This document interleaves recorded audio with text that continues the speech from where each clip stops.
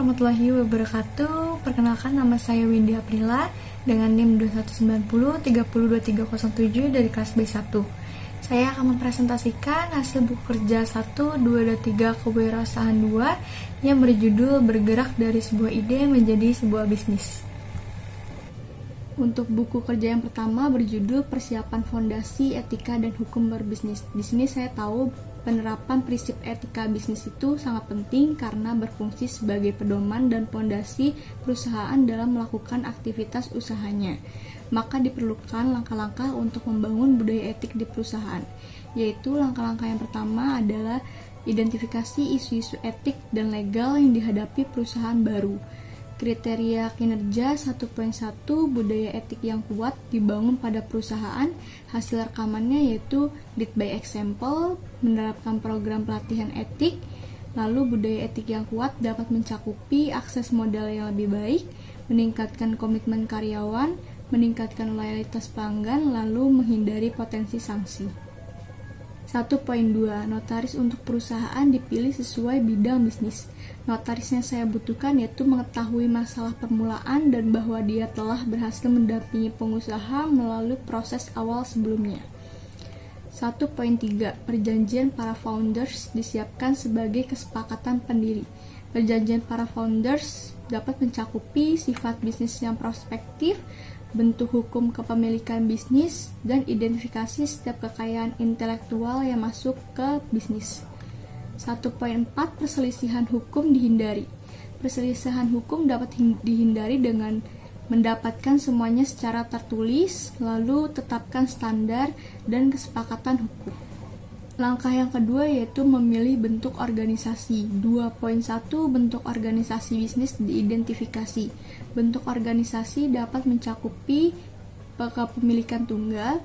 Untuk 2.2, isu-isu dipertimbangkan dalam memilih bentuk hukum kepemilikan bisnisnya.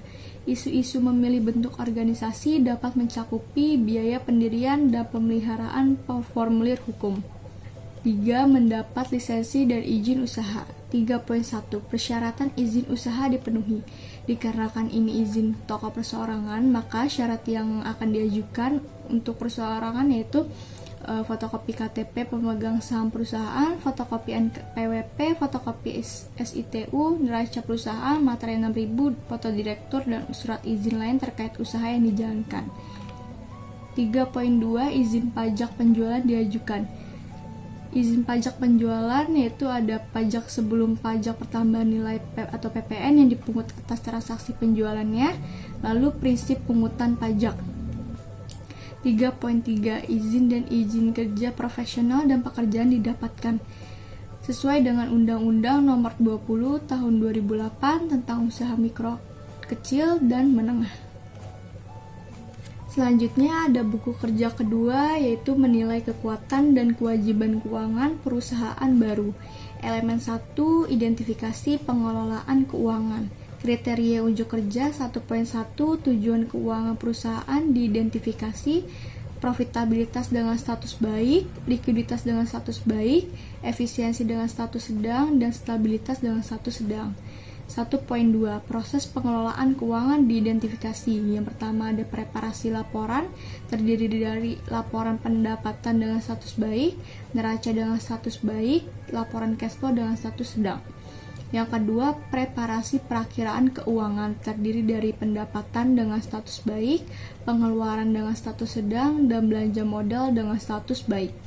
Yang ketiga, preparasi proforma laporan keuangan, terdiri dari laporan proforma pendapatan dengan status baik, laporan proforma neraca dengan status baik, lalu laporan proforma cash flow dengan status sedang.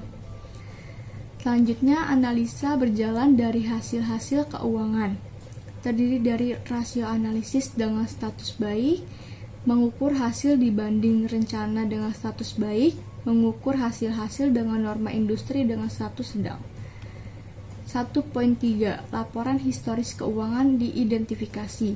Laporan keuangan dengan berstatus baik, neraca dengan status baik, dan laporan cash flow dengan status baik. 1.4. Perakiraan keuangan diidentifikasi. Laporan keuangan historis perusahaan diikuti oleh persiapan perakiraan dengan status baik, Perkiraan penjualan untuk perusahaan baru didasarkan pada perkiraan penjualan dan rata-rata industri yang baik atau pengalaman memulai usaha sejenis. Dengan status baik, perkiraan penjualan untuk perusahaan yang ada didasarkan pada 1. Catatan penjualan terdahulu, 2. Kapasitas produksi dan permintaan produk saat ini, dan 3. Faktor apapun yang akan mempengaruhi kapasitas produk dan permintaan produk masa depannya dengan status baik. Elemen yang kedua, identifikasi pro forma. 2.1. Laporan pro forma diidentifikasi. Pro forma laba rugi dengan status sedang, pro forma pendapatan dengan status baik, pro forma neraca dengan status baik, dan pro forma arus kas dengan status baik. 2.2. Rasio analisis diidentifikasi. Likuiditasnya dengan status baik, efisiensi operasi dengan status baik, dan profitabilitas dengan status baik. Rekomendasi: setelah melihat penilaian kekuatan dan kewajiban keuangan pada laporan di atas, didapatkan status dengan hasil yang cukup baik, walaupun ada beberapa status yang sedang. Oleh karena itu, perlu wawasan dan analisis tentang pengelolaan keuangan lebih lanjut agar keuangan dapat terkelola dengan baik dan tidak ada kesalahan. Analisis dilakukan sesuai dengan bidang kekurangan agar tata kelola keuangan lebih optimal lagi. Selanjutnya ada buku kerja ketiga, yaitu mengembangkan dan mengelola tim usaha baru. Langkah yang pertama adalah rencana staffing. Kriteria kinerja 1.1, kategori okupasi 1.2, tanggung jawab okupasi 1.3, tugas okupasi 1.4, persyaratan okupasi 1.5, kebutuhan pelatihan okupasi 1.6, jumlah tenaga kerja 1.7, perkiraan mulai bekerja 1.8, FTE atau full time equivalent, dan 1.9, perkiraan durasi kontrak. Rekaman terlampir. Berikut adalah rencana staffing dengan tanggung jawab, tugas, persyaratan yang berbeda-beda tergantung kategori okupasi. Untuk jumlah tenaga kerja yaitu berbeda-beda. Store manager dibutuhkan 1 karyawan, accounting 2 karyawan, staf pergudangan 2 karyawan, dan staf toko 2 karyawan. Dengan perkiraan mulai bekerja sekitar tanggal 15 November 2021.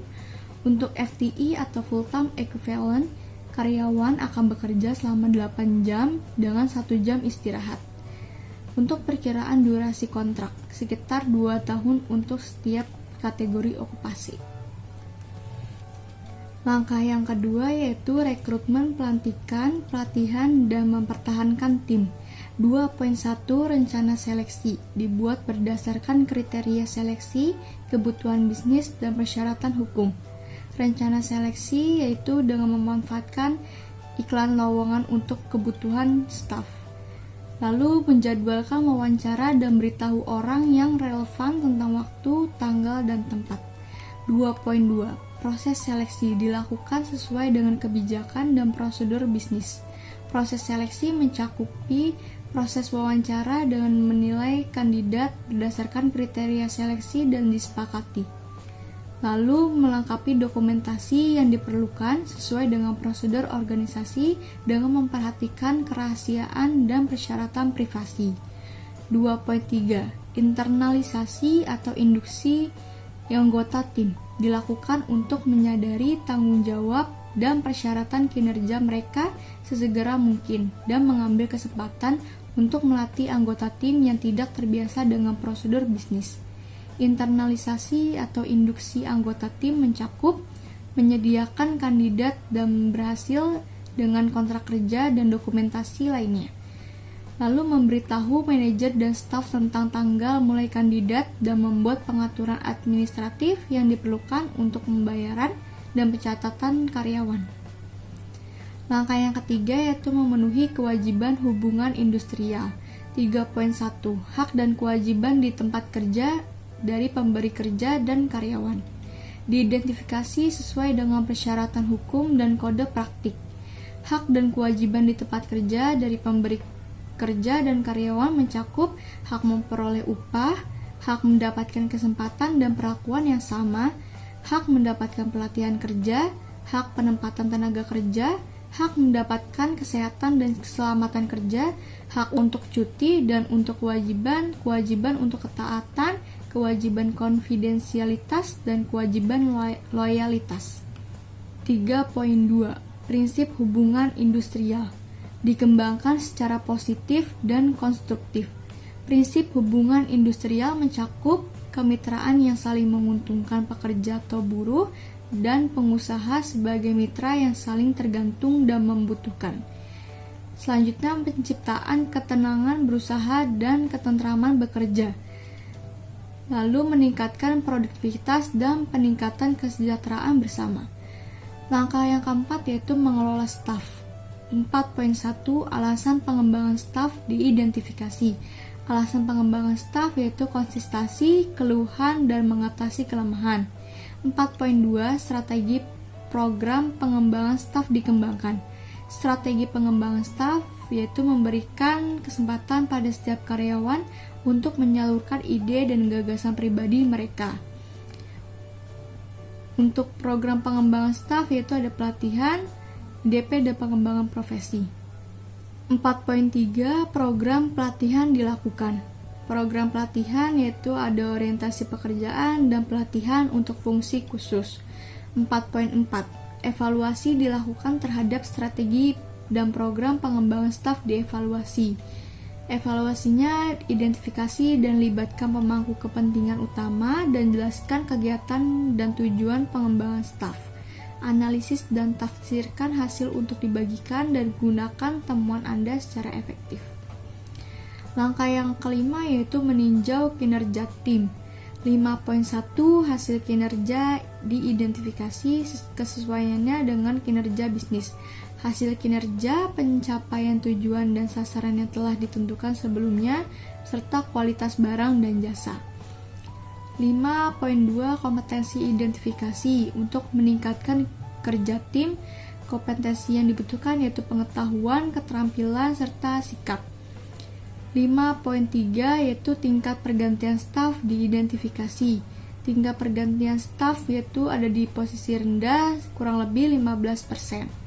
5.4 Kekompakan tim diidentifikasi dalam meningkatkan kinerja proyek secara keseluruhan.